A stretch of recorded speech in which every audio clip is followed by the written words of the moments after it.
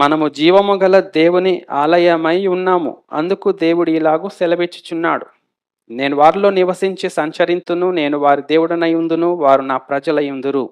కావున మీరు వారి మధ్య నుండి బయలువెడలి ప్రత్యేకముగా ఉండుడి, అపవిత్రమైన దానిని ముట్టకూడని ప్రభువు చెప్పుచున్నాడు. మనం ప్రత్యేకంగా ఉండాలి, అపవిత్రమైన దాన్ని ముట్టకూడదు.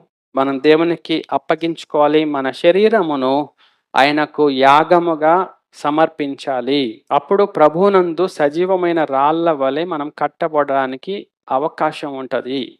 మనం చేయవలసిన పనేంటంటే, మనము వారిలో నుండి బయలువెడలి వచ్చేయాలి. లోకములో నుండి నేను మిమ్మల్ని ఏర్పరచుకున్నాను, ప్రత్యేకించాను అంటున్నాడు. మనమేమో లోకంలో దూరుతా ఉంటే ఇంకెలా ప్రత్యేకత అండి? లోకంలో దూరిపోతున్నాం లోపలికి. ప్లేస్ లేకపోయినా సరే దూరుతున్నాం. నాకు కొద్దిగా ప్లేస్ ఇస్తారా? నాకు కొద్దిగా ప్లేస్ నాకు దూరుతా ఉంటుంటే ఇంకెక్కడ ప్రత్యేకత అండి? ప్రభువేమో ప్రత్యేకించి ఇది ఈ స్థితి మీరు ఇలాగ ఉండండి అంటే మనకి ఇష్టం ఉండట్లేదు. మనకు నచ్చట్లేదు. ఎక్కడ రక్షణ పొందుతామండి? మీరు దేవుని ఆలయమై ఉన్నారనియు, దేవుని ఆత్మ మీలో నివసించుచున్నాడనియు మీరు ఎరుగరా? ఎవడైనను దేవుని ఆలయమును పాడు చేసిన యెడల దేవుడు వానిని పాడు చేయును. దేవుని యొక్క ఆలయమును పాడు చేయకుండా మనం జాగ్రత్తగా మన యొక్క ఆలయమును భద్రం చేసుకోవాలి. మనం కాపాడుకోవాలి. దేవుని ఆలయము పరిశుద్ధమైన ఉన్నది. మీరు ఆ ఆలయమై ఉన్నారు. మీరు దేవుని ఆలయమై ఉన్నారు.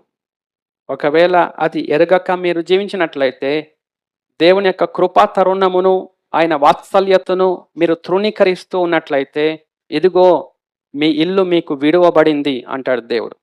అంతే, ఇంకా మారు మనసు లేదు, ఏమీ లేదు. అలాగే చనిపోతాం, నరకానికి వెళ్ళిపోతాం. మీ దేహము దేవుని వలన మీకు అనుగ్రహింపబడి మీలోనున్న పరిశుద్ధాత్మకు ఆలయమై ఉన్నదని మీరు ఎరుగరా?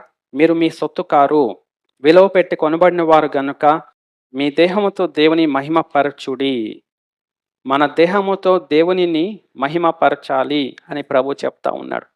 అంటే మనం దేవునికి ఇష్టమైన రీతిగా మనం జీవించాలి. దేవునికి ఇష్టమైన రీతిగా మనము సిద్ధపడాలి. దేవునికి ఇష్టమైన అంగీకారం అయిన రీతిలో మనం నడుచుకోవాలి. మనం ప్రవర్తించాలి. మనం కార్యాలు చేయాలి, క్రియలు చేయాలి, పనులు చేయాలి.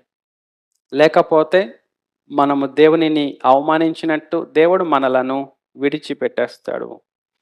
అది మనం రాకుండా జాగ్రత్త పడి ప్రభువుని మనం అంగీకరించి ప్రభు ద్వారా మనం పరిశుద్ధపరచబడడానికి దేవుని వాక్యానికి అప్పగించుకుందాం.